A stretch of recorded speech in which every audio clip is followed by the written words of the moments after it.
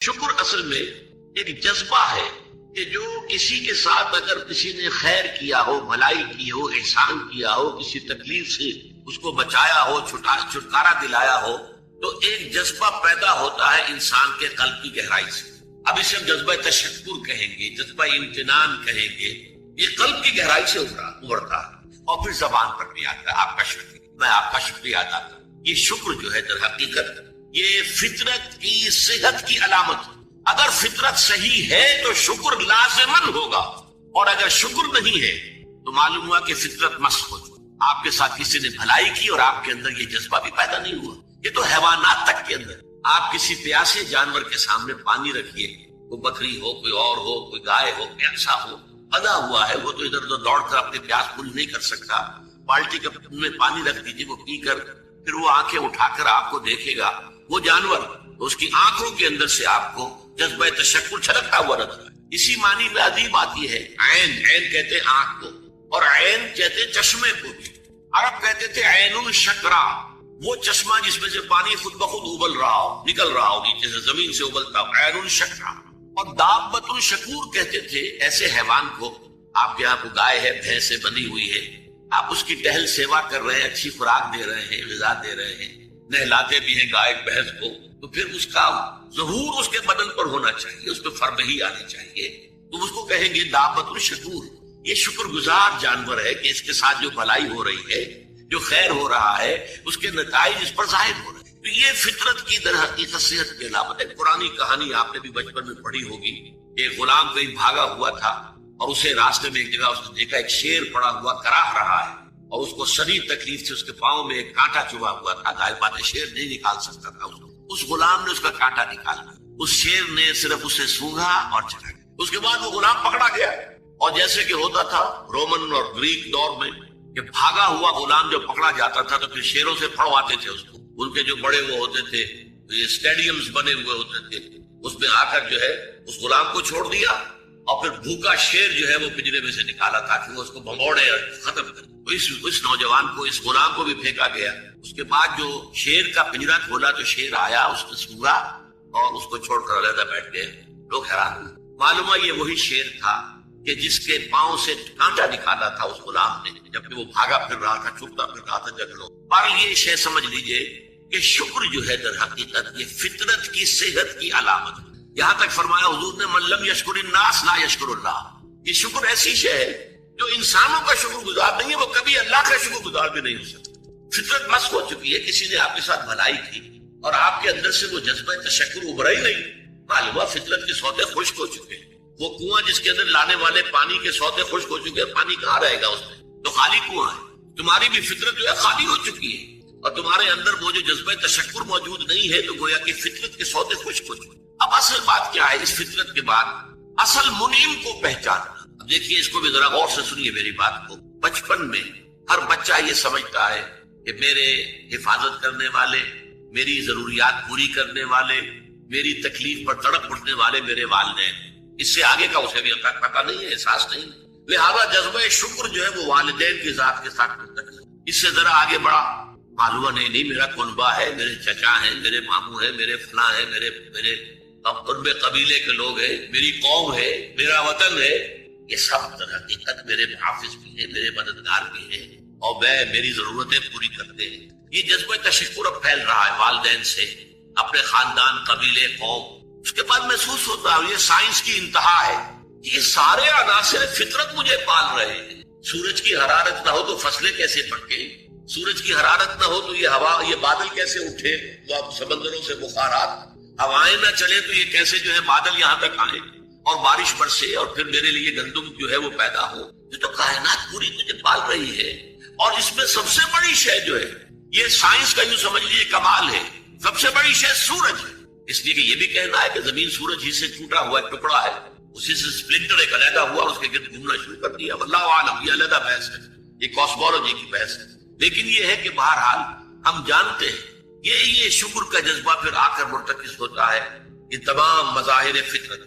اب اس کے بعد صرف ایک چھلانگ لگانے کی، وہ چھلانگ جو حضرت ابراہیم نے لگائی تھی، سورہ انعام میں ذکر ہے، انہوں نے ایک تارے کو دیکھا تو کہا اچھا شاید یہ میرا رب ہے۔ جب وہ ڈوب گیا، غروب ہو گیا، تو نہیں، میں تو غروب ہونے والے کو رب نہیں مان سکتا۔ پھر چاند کو دیکھا، وہ بڑا روشن تھا، بہت بڑا تھا، یہ رب ہے۔ جب وہ بھی ڈوب گیا، کہا نہیں، اگر میرے رب نے مجھے ہدایت نہ دی۔ پھر دیکھا سورج کو، ہذا اکبر، ہذا ربی، ہذا اکبر، فلما افلت، جب وہ بھی غروب ہو، پھر اس کے بعد چھلانگ لگائی انہوں نے، کیا؟ انی وجہت وجہی للذی فطر السماوات والارض حنیفا، میں نے اب اپنا رخ کر لیا ہے، اپنا چہرہ کر لیا ہے رخ پر اس ذات کے جس نے آسمانوں اور زمین کو پیدا کیا، سورج اور چاند اور ستاروں کا پیدا کرنے والا ہے، حنیفا، یکسو ہو کر، وما انا من المشرکین، اور میں ہرگز مشرکوں میں سے نہیں۔ یہ ہے عقل کی آخری۔ سورج بھی ایک نظام میں جکڑا ہوا ہے، کسی اور نے اس کا نظام بنایا، اس کی حیثیت کچھ ہے ہی نہیں۔ اس پوری کائنات کی وسعت اور پہنائی میں یہ جو خورشید منور ہے، یہ کیا ہے؟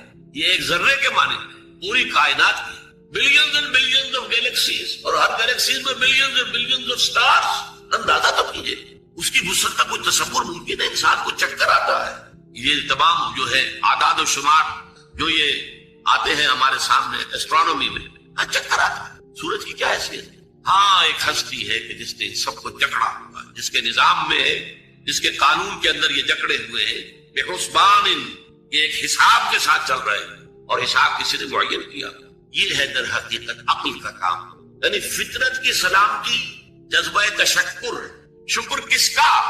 سب سے بڑی بات اللہ کی۔ ایک بات اور نوٹ کر دیجئے، یہی جذبہ تشکر ہے جو پھر عبادت کی شکل اختیار۔ دیکھیے، شکر، آپ کے ساتھ کسی نے بھلائی کی، آپ کی فطرت کا تقاضا نمبر ایک یہ کہ اس کا شکریہ ادا کریں، نمبر دو یہ کہ آپ بھی کوشش کریں کہ کوئی میں بھی اس کی خدمت کروں، کو میں اس کو بدلا دوں۔ ہل جزاء الاحسان الا الاحسان، بھلائی کا بدلہ سوائے بھلائی کے اور کیا ہو سکتا ہے؟ لیکن فرض کیجئے کہ وہ ہستی اتنی بلند و بالا ہو، والدین کی آپ کچھ نہ کچھ خدمت کر کے کچھ کسی درجے میں جو انہوں نے بچپن میں پالا پوسا تھا، کسی درجے میں آپ اس کا جواب، اس کا بدلہ دے سکتے۔ بڑھاپے میں یہ ہے کہ انہیں فلا تقل لهما اف ولا تنهرهما، انہیں اف تک نہ کہا جائے، انہیں جھڑکا نہ جائے، ان کی اطاعت کی جائے، ان کی فرما برداری کی جائے۔ ہاں، ناحق بات میں ان کی بات نہیں ماننی، شرک پہ مجبور کرے تو ان کو نہیں ماننا ان کے، لیکن باقی یہ اور چیزوں کے اندر ماننا۔ تو یہ سارا معاملہ یہ کسی نہ کسی درجے میں آپ نے اسے بدلہ دے دیا، اور جو بھی ہے، لیکن جہاں کہیں ایسی ہستی کا شکر ہے کہ جسے آپ کو بدلہ دے نہیں سکتے، سورج کو کیا بدلہ دیں گے؟ وہاں یہی جذبہ تشکر جو ہے جذبہ عبادت میں ڈھل جاتا ہے۔ ہاتھ جوڑ کے کھڑے ہو گئے سورج کے سامنے، ڈنڈوت کر رہے، سجدہ کر رہے، یہ کیا ہے؟ کیوں؟ یہ وہی جذبہ تشکر ہے۔ اس سورج ہی سے ہمارا سارا نظام چل رہا ہے، میرا پورا وجود یہ در حقیقت اسی کے ذریعے سے اس کی ساری ضرورتیں اور سارے تقاضے پورے ہو رہے ہیں۔ یہی جذبہ تشکر ہے جو جذبہ عبادت کی شکل اختیار کرتا ہے۔ اور جب جذبہ تشکر صحیح جگہ جا کر لگ گیا، یعنی جیسے کہ میں مثال بارہا دیتا رہا ہوں کہ اگر آپ کو کسی اونچی فصیل پر چڑھنا ہے اور آپ کے پاس جو ہے وہ ایک کمند ہے، تو پہلے کمند کو آپ پھینکیں گے اونچا، آپ کے بازو میں طاقت ہونی چاہیے۔ اگر بازو میں طاقت ہی نہیں ہے تو کمند کہیں قریب ہی جا کے اٹک گئی، تو جہاں تک وہ اٹکی ہے وہیں تک چڑھ سکتے ہیں نا، اس سے آگے تو نہیں جا سکتے۔ تو کمند کو پہنچانا ہے پہلے اونچائی تک۔ اب دیکھیے، اس کو اقبال نے کہا ہے، یزداں و کمنداور اے ہمت مردانہ، تمہاری کمند یزداں کے ساتھ جا کر جڑے، اللہ کو پہچانو۔ تمہاری عقل کا جو ہے در حقیقت امتحان یہ ہے کہ اصل منعم حقیقی، اصل محسن حقیقی، اس کے انعامات، اس کے احسانات، اس نے تمہیں پیدا کیا، تمہاری ضرورت کی چیزیں پیدا کی۔ ان تعدوا نعمت اللہ لا تحصوها، اگر تم اللہ کی نعمتوں کو گننا چاہو کبھی احسان نہیں کر سکتے، کبھی ان کی گنتی نہیں کر سکتے۔ اس کے لیے تمہارا جذبہ شکر جو ہے وہ ڈھل جانا چاہیے جذبہ عبادت میں۔ اور یہاں اس رکوع کے اعتبار سے اس کی جو سب سے بڑا مظہر ہے وہ اب آ رہا ہے، وَإِذْ وَلَقَدْ آتَيْنَا لُقْمَانَ الْحِكْمَةَ أَنِ اشْكُرْ لِلَّهِ، أَنِ اشْكُرْ لِلَّهِ، گویا کہ حکمت کا تقاضا یہ کہ شکر کا جذبہ اللہ تعالیٰ کی ذات کے ساتھ وابستہ۔ وَمَن يَشْكُرْ فَإِنَّمَا يَشْكُرُ لِنَفْسِهِ، اور جو کوئی شکر کرتا ہے وہ اپنے بھلے کو کرتا ہے۔ اللہ کا کوئی کام نہیں بنتا اس سے، اللہ کی کوئی ضرورت پوری نہیں ہوتی، وہ ضرورت سے مبرہ ہے، منزہ ہے، اعلیٰ ہے، عرفہ ہے، اس کی کوئی ضرورت نہیں، احتیاج ہے ہی نہیں، وہ محتاج نہیں ہے، وہ تو غنی ہے۔ تو اس لیے فرمایا من یشکر فانما یشکر لنفسه، لنفسه سے مراد کیا ہے؟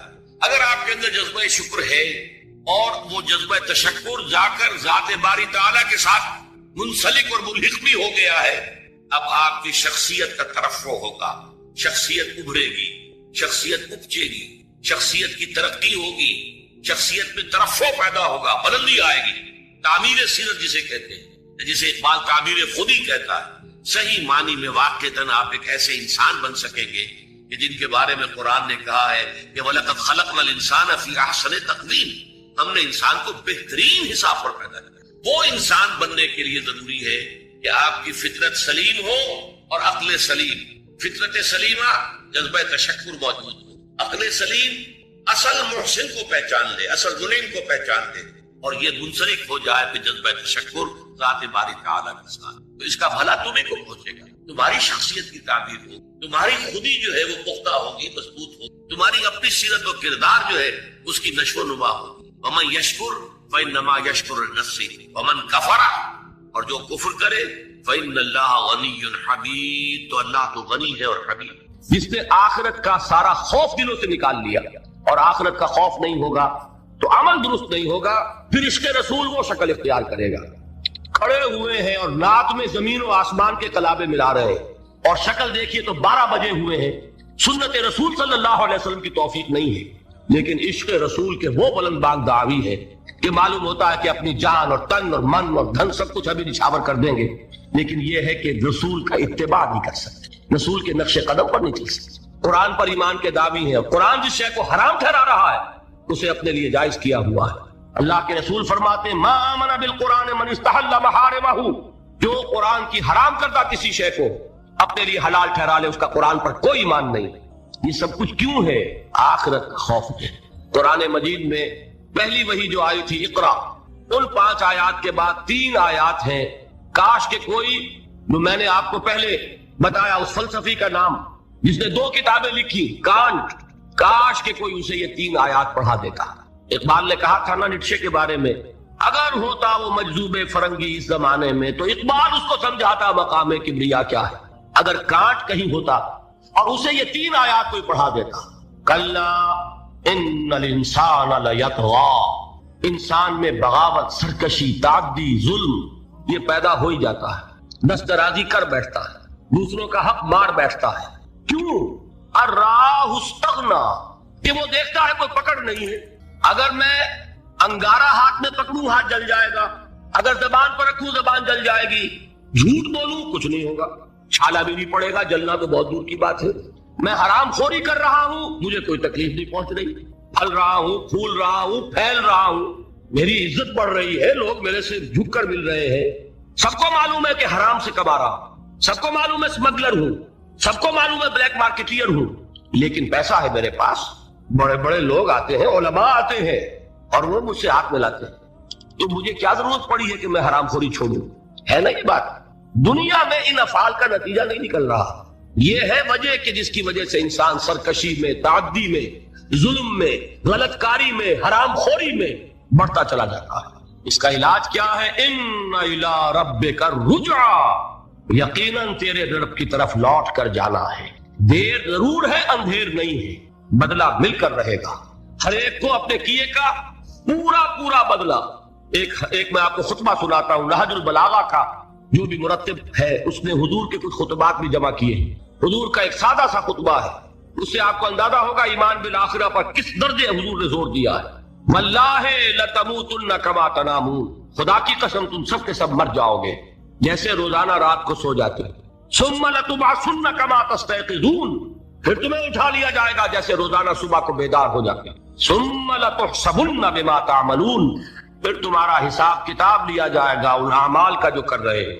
ثم لتجزون بالاحسان احسانا وبالسوء سوءا، اور پھر تمہیں لازماً بدلہ مل کر رہے گا، بھلائی کا بھلا بدلہ اور برائی کی بری سزا۔ اور وہ کیا ہے؟ وَإِنَّهَا لَجَنَّةٌ أَبَدًا أَوْ لَنَارٌ أَبَدًا، یا آگ ہے ہمیشہ ہمیش کے لیے اور یا جنت ہے ہمیشہ ہمیش کے لیے۔ یہ زور ہے کلام نبوی میں اس ایمان بالآخرہ کے لیے۔ قرآن مجید میں آپ دیکھیں گے آخری پارے کی وہ صورتیں جو ابتدا میں نازل ہوئی ہیں، سارا زور آخرت پر۔ القارعہ ما القارعہ وما ادراک ما القارعہ یوم یکون الناس کالفراش المبثوث وتکون الجبال کالعہن المنفوش فاما من ثقلت موازینہ فهو فی عیشۃ راضیہ واما من خفت موازینہ فامہ ہاویہ وما ادراک ما ہی نار حامیہ میں ایک مثال دے رہا ہوں، الحاقہ ملحاقہ وما ادراک ملحاقہ اما یتساءلون عن النبأ العظیم الذی هم فیہ یختلفون کلا سیعلمون ثم کلا سیعلمون۔ سارا زور آخرت، اس لیے کردار بنتا ہے اس آخرت پر یقین کے نتیجے میں، عمل درست ہوگا اس آخرت پر یقین کے نتیجے میں۔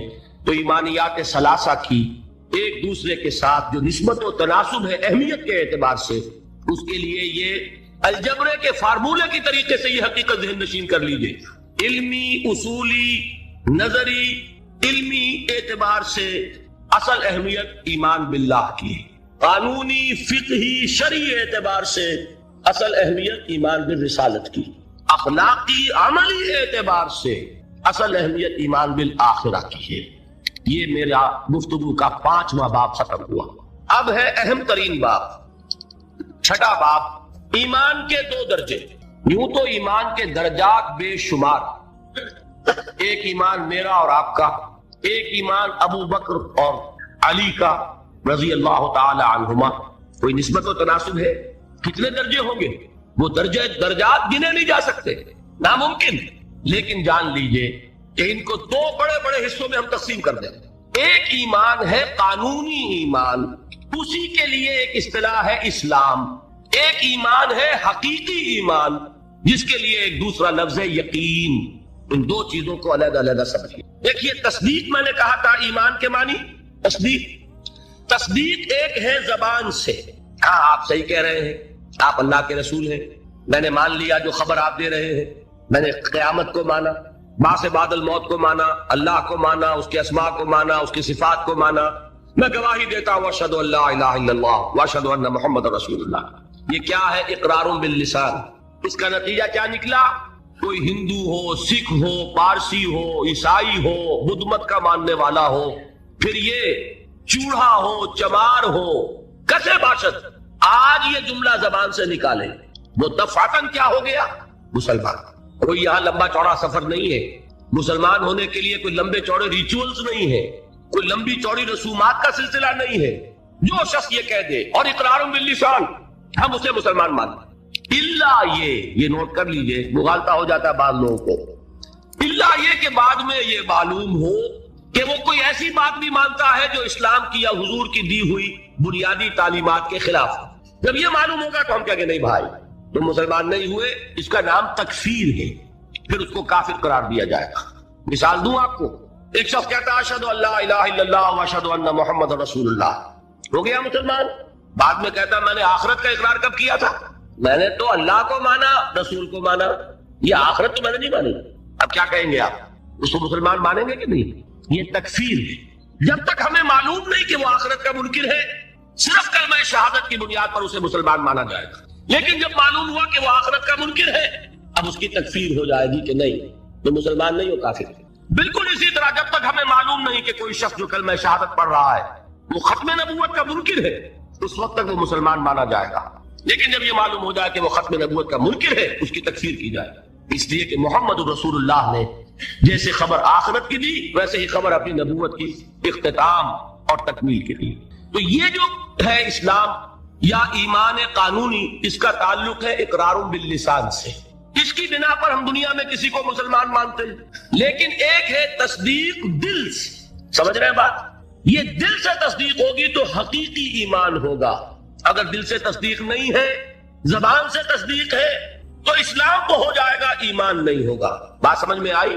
تو ایک ایمان کا قانونی درجہ ہے۔ اچھا، دل کی تصدیق کی بات ایسی ہے، ہر شخص سمجھ سکتا ہے، اس کو ہم ویریفائی نہیں کر سکتے۔ آج تک بھی، آج کیا تاریخ ہے؟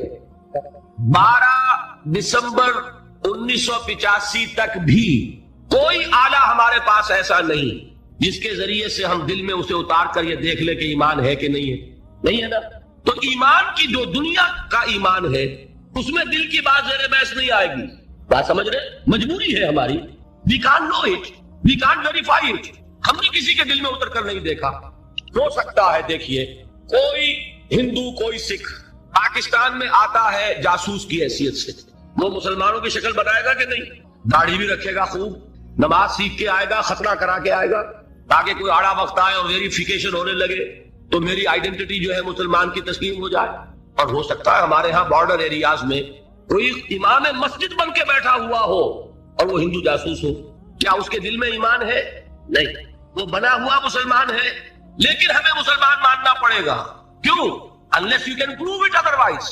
آپ کے پاس کیا ثبوت مل جائے گا تو آپ اسے پکڑ کر جیل میں ڈال دیں گے جاسوسی کے جرم میں.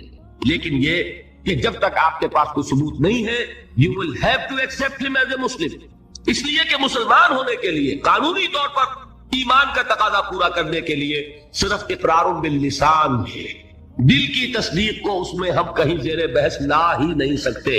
It's impossible. یہی معاملہ اچھی طریقے سے سمجھ لیجئے. ایک شخص عین حالت جنگ میں، آج کل تو خیر دور سے ہوتی ہے ٹھاٹھا، لیکن یہ کہ وہ زمانہ جب کہ حضور کے زمانے میں جہاد ہوتا تھا، قتال ہوتا تھا، دو بدو جنگ ہے، تلوار ہے. واقعہ پیش آیا ہے بالفعل حضرت اسامہ ابن زید، جو یوں سمجھیے کہ حضور کے پوتے ہوئے. حضرت زید کو حضور نے منہ بولا بیٹا بنایا تھا. وہ تو جب سورہ احزاب نازل ہوئی اور اللہ نے فرمایا کہ اسلام میں کوئی منہ بولا بیٹا نہیں ہے، لوگ انہیں کہا کرتے تھے زید ابن محمد.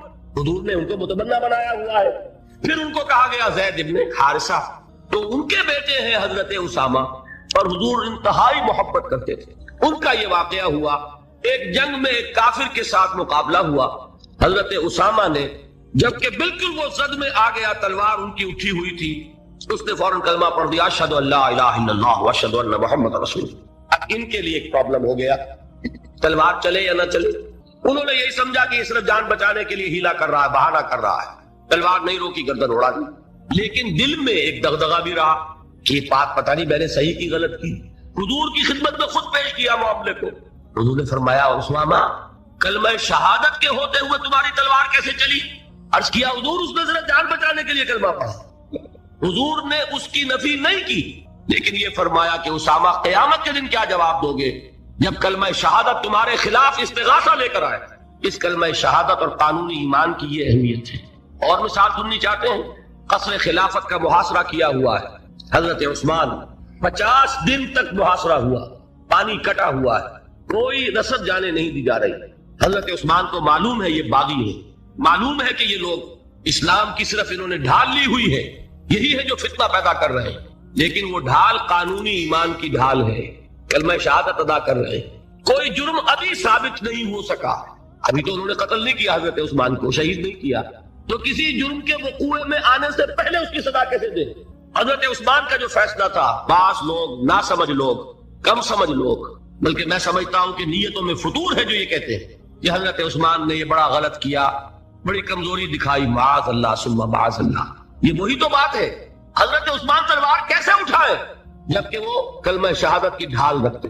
کیا کہا تھا انہوں نے کہ میں ہرگز اپنی تلوار کو کسی کلمہ گو کے خون سے رنگین کرنے کے لیے تیار نہیں. یہ مجھے شہید کرنا چاہتے ہیں کر دیں، لیکن میں اپنی جان کے تحفظ میں کسی کلمہ گو کا خون نہیں بہاؤں گا. اس لیے کہ یہ کلمے کی ڈھال بہت بڑی ڈھال ہے، جس کو کہ حضرت اسامہ، حضور فرما رہے ہیں کہ اسامہ کیا جواب دو گے قیامت کے دن جب یہ کلمہ شہادت تمہارے خلاف استغاثہ لے کر آئے. یہ ہے اس قانون کی اہمیت. قانونی ایمان اس دنیا میں انتہائی اہمیت کا حامل ہے. حضور نے فرمایا کہ ایک مسلمان کی جان اور اس کی آبرو اللہ کی نگاہوں میں اتنی محترم ہے جتنا کعبہ.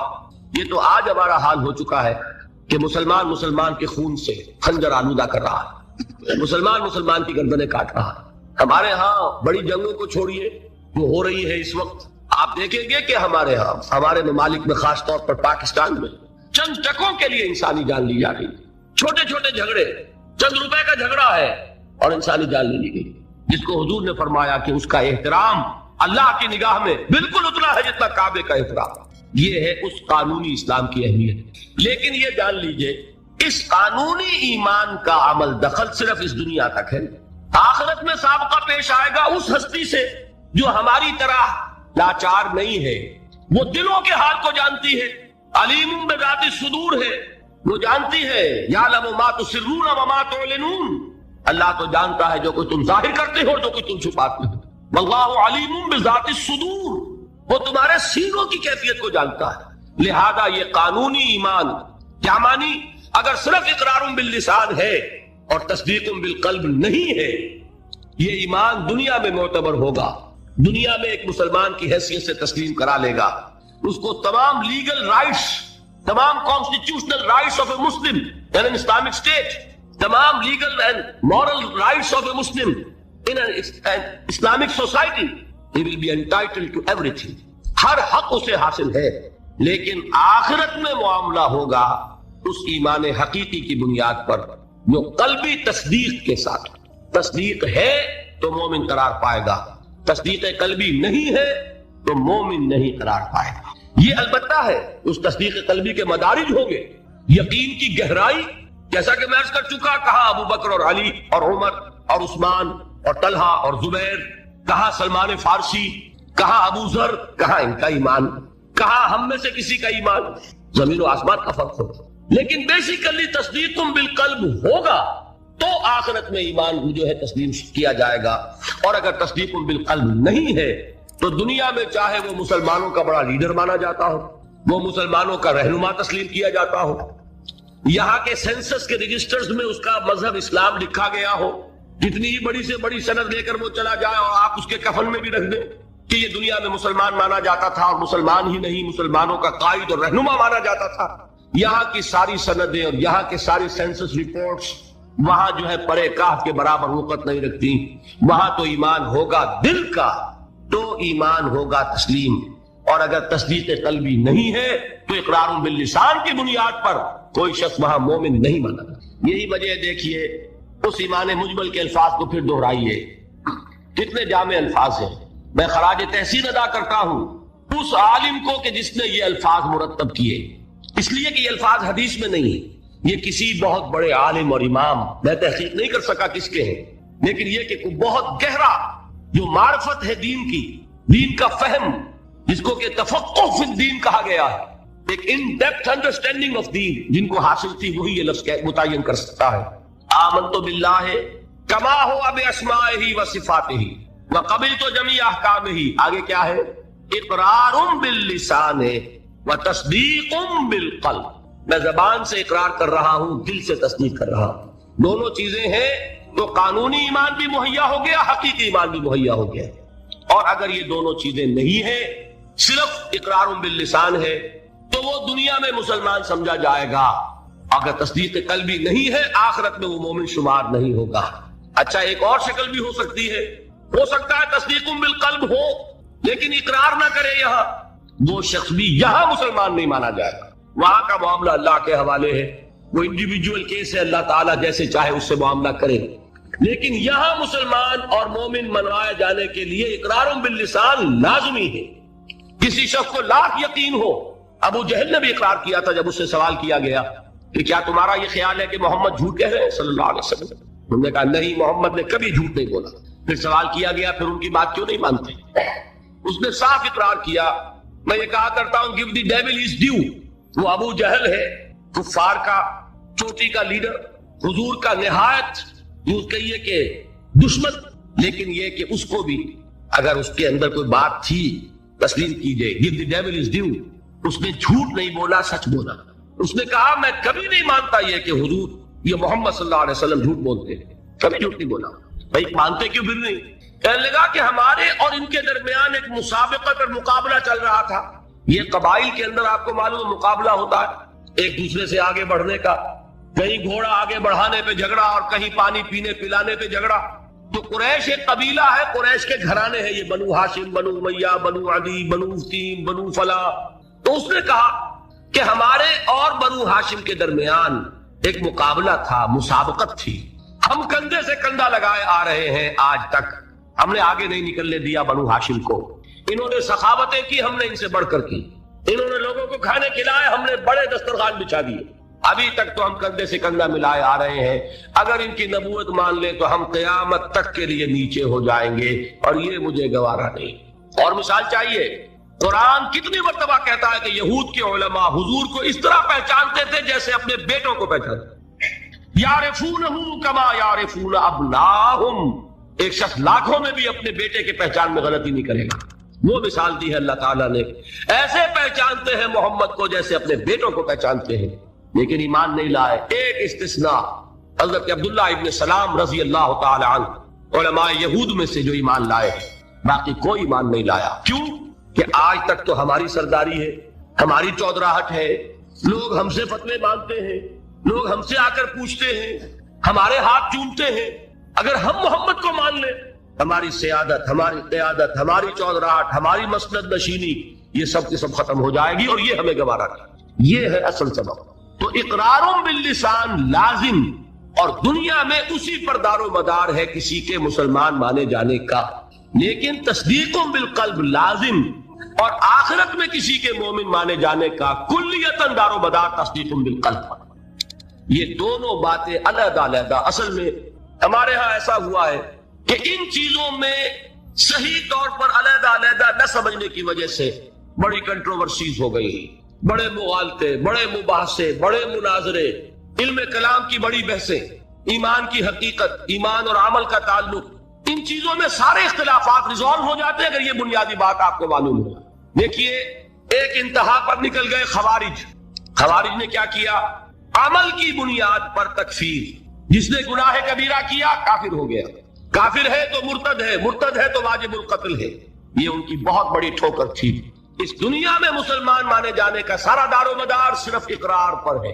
نماز نہ پڑھو کافر نہیں ہوگے، نماز کا انکار کرو گے کافر ہو جاؤ، روزہ نہ رکھو فاسق اور فاجر شمار ہوگے، روزے کا انکار کر دو کافر ہو جاؤ، زکوٰۃ نہیں دیتے ہو کوتاہی ہے، عملی کوتاہی ہے، گناہ ہے، اللہ کے ہاں سزا پاؤ گے، کافر نہیں ہوگے، زکوٰۃ کا انکار کر دو گے کافر ہو جاؤ۔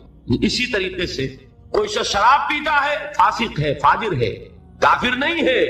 اگر یہ کہتے شراب حرام نہیں ہے کفر ہو جائے گا، قرآن کی نفی ہو گئی، کفر ہے۔ کوئی شخص بدکاری کر بیٹھا ہے، کافر نہیں ہوا، گناہ گار ہوا، اگر اس کے خلاف سزا، اگر مقدمہ ثابت ہو جاتا سنسار کر دیجئے۔ حضور نے سنسار کیا، مرد کو بھی کیا، عورت کو بھی کیا، لیکن یہ کہ انہیں کافر نہیں کہا، بلکہ جنہیں سنسار کیا گیا تھا ان کے خلاف کسی نے اگر یہ جملہ بھی کہہ دیا کہ کتنا بے حیا مرد تھا یا کتنی بے حیا عورت تھی، تو حضور نے ڈانٹا، اس نے وہ توبہ کی ہے کہ اگر تمام مدینے والوں پر تقسیم کر دی جائے تو سب کی نجات کے لیے کافی ہوگا۔ حالانکہ مدینے میں منافقین بھی بھرے ہوئے تھے۔ حضور نے فرمایا اتنی بڑی توبہ کی اس اللہ کی بندی نے، خطا ہو گئی، جذبات کے رو میں آ کر کوئی کیا نہیں کر بیٹھتا، لیکن آپ ذرا غور کیجئے، اس اللہ کی بندی کا تصور کیجئے جو خود چل کر آتی ہے، حضور مجھ سے وہ خطا ہو گئی ہے جس کی سزا رجم ہے، آپ مجھے پاک کر دیجئے، میں اللہ کے ہاں نہیں جانا چاہتی، مجھے آپ کو سزا دے کر اس دنیا میں پاک کر۔ حضور نے اپنا رخ پھیر لیا، وہ پھر آیا، حضور نے پوچھا دماغ خراب تو نہیں ہے؟ نہیں حضور، مجھ سے وہ خطا ہو گئی۔ اب مجبور ہو کر آپ پوچھتے ہیں حمل تو نہیں رہ گیا؟ یہ حضور رہ گیا۔ تو پھر اس ننھی جان کا کیا قصور ہے؟ جرم تمہارا ہے، اس کا کوئی جرم نہیں، جاؤ وضع حمل کے بعد آنا۔ وہ اللہ کی بندی وضع حمل کے بعد پھر حد، حضور پیدائش ہو چکی ہے، اب مجھے پاک کر۔ ذرا تصور کیجئے، جس کو کہا جاتا وحشیانہ سزا، اور واقعہ یہ کہ اس سے زیادہ سخت موت کا آپ تصور نہیں کر سکتے۔ یہ کوئی الیکٹرک چیئر والی موت نہیں ہے، ایک کرنٹ گیا اور ختم ہوئے، یہ پھانسی کی موت نہیں ہے کہ ایک جھٹکا اس کے بعد انسان کو کچھ پتہ نہیں۔ یہ آپ کو نظر آ رہا ہے کہ جسم جو ہے پھڑپھڑا رہا ہے، تڑپ رہا ہے، اس کو کچھ پتہ نہیں۔ یہ موت کے پتھراؤ ہو رہا ہو، اور ایک ایک پتھر جو ہے جسم کے اندر گھاؤ ڈال رہا ہو، اور خون کے فوارے چھوٹ رہے ہو، اور جان اس طرح نکل رہی ہے، لیکن وہ اللہ کی بندی خود پیش کر رہی ہے اپنے آپ وضع حمل کے بعد حاضر۔ حضور نے فرمایا ابھی تو اس بچے کی زندگی کا دار و مدار تم پر ہے، جاؤ ابھی دودھ پلاؤ۔ پھر آتی ہے، بچے کے ہاتھ میں ٹکڑا ہے روٹی کا، کھا رہا ہے۔ حضور دیکھیے اب یہ روٹی کھانے لگا ہے، اب مجھے پاک کر دی۔ اب مجبوراً حضور سزا کا حکم دیتے ہیں، جاؤ اس کو رجم کر دو۔ جب رجم کیا جا رہا تھا، کسی شخص کی زبان سے نکل گیا کتنی بے حیا عورت تھی، اس پر ڈانٹ پلائی ہے حضور نے صلی اللہ علیہ وسلم۔ اللہ کی اس بندی نے وہ توبہ کی ہے کہ اگر تمام مدینے کے لوگوں پر تقسیم کر دی جائے تو سب کی نجات کا ذریعہ بنے، لیکن جرم جرم ہے، سزا ملے گی، البتہ کفر نہیں ہے۔ تو جرم اور کفر، گناہ اور کفر، یہ دو علیحدہ چیزیں، مغالطہ ہو گئے۔ دنیا میں کسی کا مسلمان سمجھا جانا اس کے عمل پر دار و مدار نہیں ہے، بلکہ اس کے اقرار پر ہے، اقرار باللسان۔ دوسری انتہا پہ ہم پہنچ گئے ہوئے ہیں کہ جو کچھ بھی کرے، اور صرف قانونی اگر اسلام ہے، صرف وراثتاً منتقل ہو گیا ہے، اس کی کوئی حقیقت دل میں ہے ہی نہیں، لیکن کلمہ گو ہے۔ تو بھائی کلمہ گو تو منافق بھی تھے، کیا کلمہ نہیں پڑھتے تھے؟ کیا عبداللہ ابن ابی کلمہ نہیں پڑھتا تھا؟ اصل شے ہے تصدیق بالقلب۔ حقیقی مومن اللہ کے ہاں قرار پانا وہ کلمہ گوئی پر نہیں ہے، وہ تصدیق بالقلب پر ہے، اور تصدیق بالقلب ادنا درجے میں بھی ہوگی تو اس کا کوئی نہ کوئی اثر عمل میں ظاہر ہوگا۔ یہ ایمان اور عمل صالح کا وہ تعلق ہے جس پر کہ انشاءاللہ کل بحث ہونی ہے۔ میں نے عرض کیا تھا 2 ابواب کل زیر بحث آئیں گے، ایمان کا عمل سے کیا تعلق ہے اور ایمان کا جہاد کے ساتھ کیا رشتہ ہے، یہ کل اور پرسوں جو ہے یہ 2 مباحث آئیں گے۔ اب میں ان کو یہاں چھوڑتے ہوئے آگے آخری بحث شروع کر رہا ہوں، ایمان اور عمل۔ ایمان کا اصل حاصل دیکھیے، جہاں سے ہم چلے تھے وہاں پہنچ گئے ہیں۔ ایمان کا مادہ کیا ہے؟ امن۔ نفس کہاں سے بنا؟ امن سے۔ امن کسے کہتے ہیں؟ نچنت ہونا، بے فکر ہونا، کوئی خطرہ نہیں، کوئی خوف نہیں، کوئی رنج نہیں، کوئی غم نہیں، کوئی ملال نہیں، کوئی اندیشہ نہیں، کوئی کھٹکا نہیں، یہ ہے امن۔ ایمان کا اصل حاصل جو انسان کو حاصل ہوتا ہے، اگر ایمان حقیقی موجود ہو، وہ امن، وہ سکون ہے، وہ اطمینان ہے، وہ اندرونی سکون، اندرونی امن، قلبی اطمینان۔ الا بذکر اللہ تطمئن القلوب، یہ ایمان کا اصل حاصل۔ میں اس کو ذرا ایک تو میں ان آیات کے حوالے سے سامنے رکھنا چاہتا ہوں۔ سورہ انعام کی آیت میں نے آپ کو سنائی تھی۔ سورہ انعام میں ایک مومن اور ایک مشرک، 2 گروہوں کو سامنے رکھا گیا، پھر سوال کیا گیا ای الفریقین احق بالامن ان کنتم تعلمون۔ اے ہوش مندو، اے عقل والو، ذرا سوچو امن کا مستحق کون ہے ان دونوں گروہوں میں سے؟ ایک اللہ کا ماننے والا، توحید کا ماننے والا، آخرت کا ماننے والا، رسالت کا ماننے والا، ایک مشرک ہے، منکر ہے، کافر ہے، ملحد ہے۔ امن کسے حاصل ہوگا؟ سوال کیا گیا اور اب جواب خود دیا گیا۔ الذین آمنوا ولم یلبسوا ایمانہم بظلم اولئک لہم الامن وہم مہتدون۔ وہ لوگ جو ایمان لائے اور اپنے اس ایمان میں شرک کی آمیزش نہ کریں۔ اب اس پر ایک مکمل تقریر میری ہونی ہے، وہ جو 17 تاریخ کی آپ کو بتائی گئی۔ شرک کسے کہتے ہیں؟ شرک کی اقسام کیا ہے؟ شرک کی قسمیں کیا ہیں؟ اس کا بھی بڑا محدود تصور ہے ہمارے ذہنوں میں۔ بہرحال اس پورے تصور کو اس وقت اپنے ذہن میں فرض کر کے جو شخص شرک سے بچ جائے اور ایمان رکھتا ہو، وہ ہے امن کا حقدار، وہم مہتدون، اور وہ ہے ہدایت یافتہ، ہدایت پانے والے۔ ایمان اور امن کا یہ رشتہ ہے۔ ایک اور حوالے سے اس کو ذہن میں بٹھا لیجئے، جب آپ نئے مہینے کا چاند دیکھتے ہیں، ہلال دیکھتے ہیں، تو کیا دعا مانگتے ہیں؟ اگر اللہ نے توفیق دی ہے، اگر آپ نے یاد کی ہے دعائے مسنونہ، کیا الفاظ ہیں؟ اللہم اہلہ علینا بالامن والایمان والسلامت والاسلام۔ اے اللہ، یہ مہینہ جو اس چاند کے ساتھ چڑھ رہا ہے، شروع ہو رہا ہے، طلوع ہو رہا ہے، اے اللہ اس مہینے کو ہمارے لیے امن اور ایمان اور سلامتی اور اسلام کا ذریعہ بنا۔ معلوم ہوا امن کا تعلق ایمان سے اور سلامتی کا تعلق اسلام سے۔ اب قرآن کی ایک آیت اور حضور کی یہ دعائے مسنونہ اس ایمان اور امن کے تعلق کو جس طرح واضح کر رہی ہے، اس کو سامنے رکھ کر بات سمجھیے عقلاً۔ اس کو قرآن مجید میں سورہ حامیم السجدہ میں بیان کیا گیا، ان الذین قالوا ربنا اللہ ثم استقاموا تتنزل علیہم الملائکہ الا تخافوا ولا تحزنوا وابشروا بالجنۃ التي کنتم توعدون۔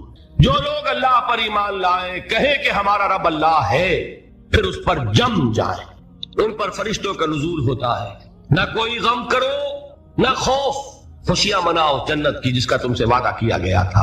اللہ کی ربوبیت پر اطمینان جب انسان کو ہو جاتا، میرا رب اللہ ہے، ربی اللہ، انسان کے لیے نہ کوئی کھٹکا، نہ کوئی خطرہ، نہ کوئی خوف، نہ کوئی حزن۔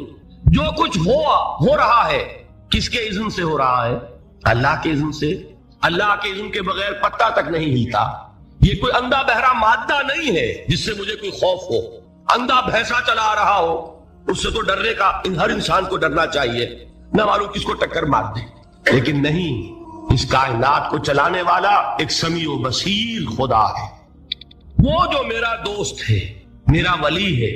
اللہ ولی الذین آمنوا یخرجہم من الظلمات الی النور۔ اللہ اہل ایمان کا ولی ہے، ساتھی ہے، پشت پناہ ہے، مددگار ہے، حمایتی ہے۔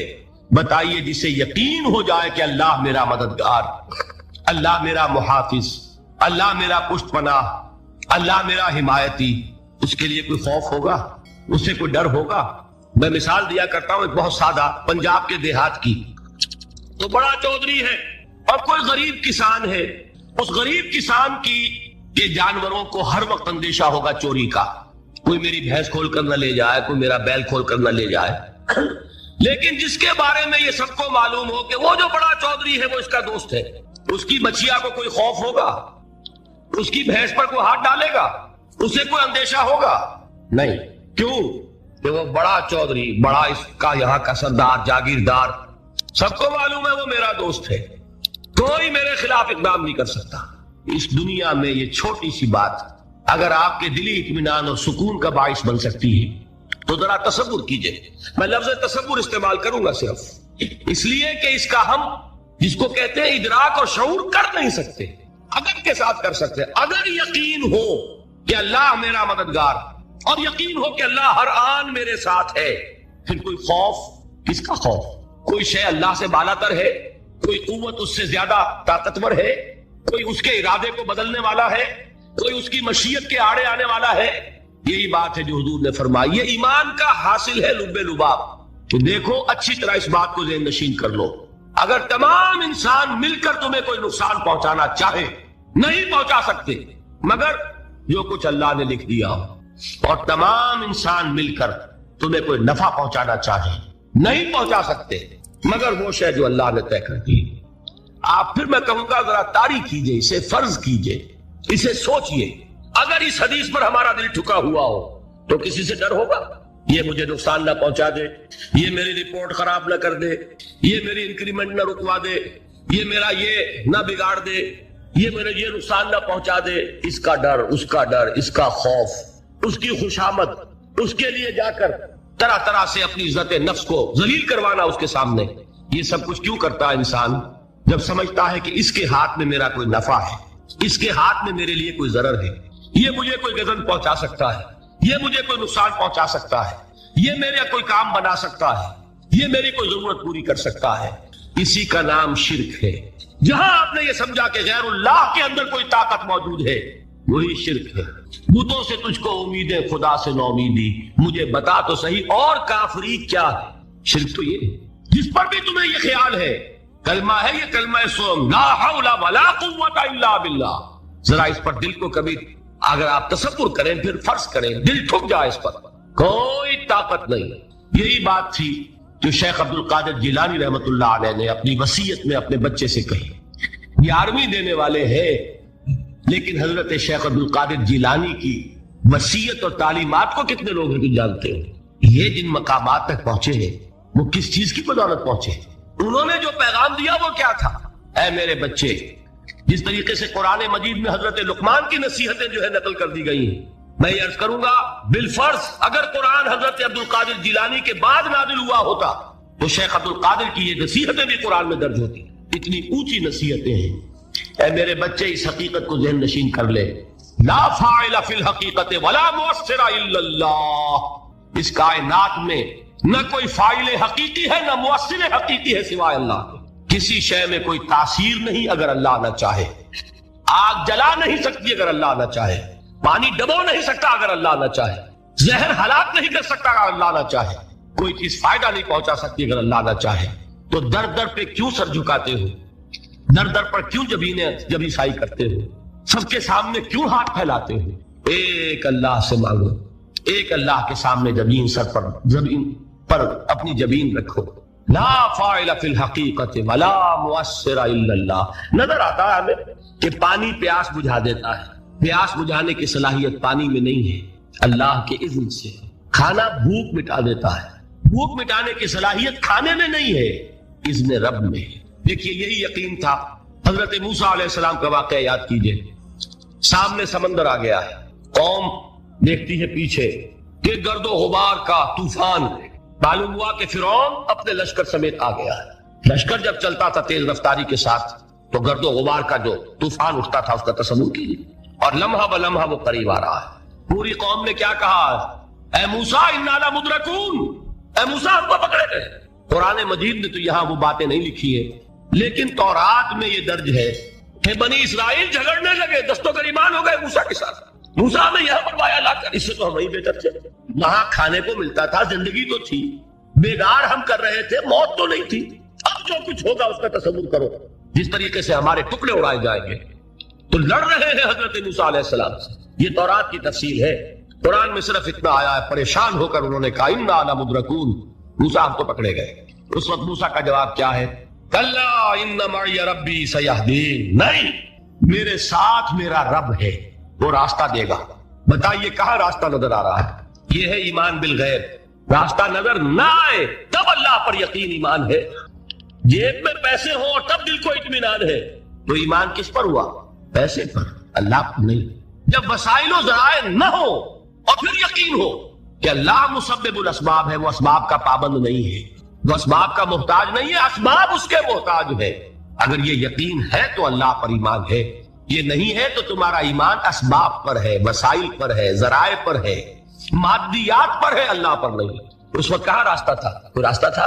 سمندر ہے اور ادھر سے لشکر آ گیا ہے۔ کلا ان معی ربی سیہدین۔ اب دیکھیے ایمان کہہ دینا آسان ہے، ہوا معکم اینما کنتم، جہاں کہیں بھی تم ہوتے ہو اللہ تمہارے ساتھ ہوتا ہے، لیکن اس کا یقین قائم ہو جائے تو زمین و آسمان کا فرق واقع ہو جائے۔ یہی بات ہوئی حضور کے ساتھ۔ غار ہے، چھپے ہوئے ہیں محمد رسول اللہ اور آپ کے وہ یار غار ابو بکر صدیق رضی اللہ تعالی عنہ۔ اقبال نے حضرت ابو بکر کی شان میں چند اشعار کہے صرف، لیکن واقعہ یہ ہے کہ بھاری بھاری نظموں پر اور قصیدوں پر بھاری، طویل ترین نظمیں اور قصیدے ہوں ان پر بھاری۔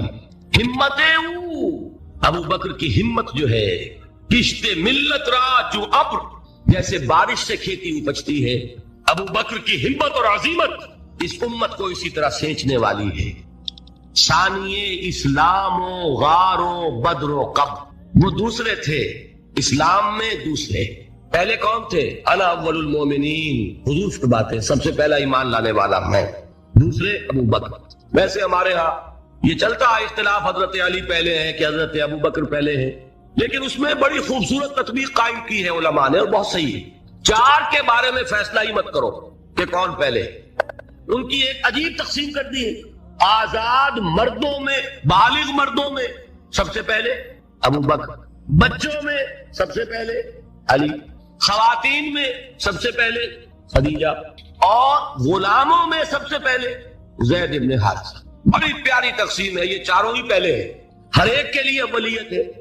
اور واقعہ یہ ہے کہ اگر زمانی اعتبار سے تعین ہوگا تو پہلے خدیجہ الکبریٰ آئیں گی رضی اللہ تعالی عنہ، کسی اور سے بات کرنے کی